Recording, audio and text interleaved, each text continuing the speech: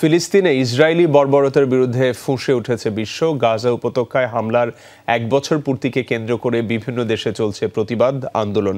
Britain, Greece সহ ইউরোপের বিভিন্ন দেশের পাশাপাশি মধ্যপ্রাচ্য এবং এশিয়ার নানা দেশে চলছে ইসরায়েল বিরোধী বিক্ষোভ। অবিলম্বে গাজায় হামলা বন্ধ সহ ইসরায়েলের বিরুদ্ধে যুদ্ধাপরাধের অভিযোগ এনে বিচারের দাবি করেছেন আন্দোলনকারীরা।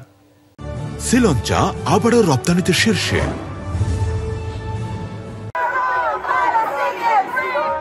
ইসরায়েল বিরোধী বিক্ষোভে উত্তাল লন্ডনের রাজপথ। গাজায় চলমান ইসরায়েলি আগ্রাসনের প্রতিবাদে এ আন্দোলনে যোগ দেন বিভিন্ন শ্রেণী পেশার মানুষ। ফিলিস্তিনের নিরীহ মানুষদের উপর ইসরায়েলি বর্বরতা বন্ধের দাবি তাদের। আমাদের ব্রিটিশ সরকার এই হত্যাযজ্ঞ থামাতে কোনো উদ্যোগ তো নেয়ই, উল্টো অস্ত্র দিয়ে নানা রকম সহায়তা করছে।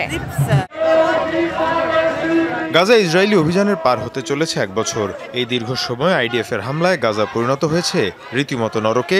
প্রাণ গেছে হাজার হাজার মানুষের। তারই প্রতিবাদে বিক্ষোভে উত্তাল বিভিন্ন দেশ। গ্রিসের রাজধানী এথেন্সে ইসরায়েল বিরোধী বিক্ষোভে নামেন হাজারো মানুষ। মধ্যপ্রাচ্যে আমরা আর কোনো প্রাণহানি দেখতে চাই না। জায়নবাদীদের সাম্রাজ্যবাদী আচরণের বলি হচ্ছেন নিরীহ মানুষ। এই মুহূর্তে এই হত্যাযজ্ঞ বন্ধ করতে হবে। একই চিত্র ফ্রান্সের রাজধানী প্যারিসেও। ইসরায়েলের কারণে আঞ্চলিক সংঘাত ছড়িয়ে পড়েছে। এরপরই লড়াই ইরান, ইরাক ও ইয়েমেনেও ছড়িয়ে পড়তে পারে।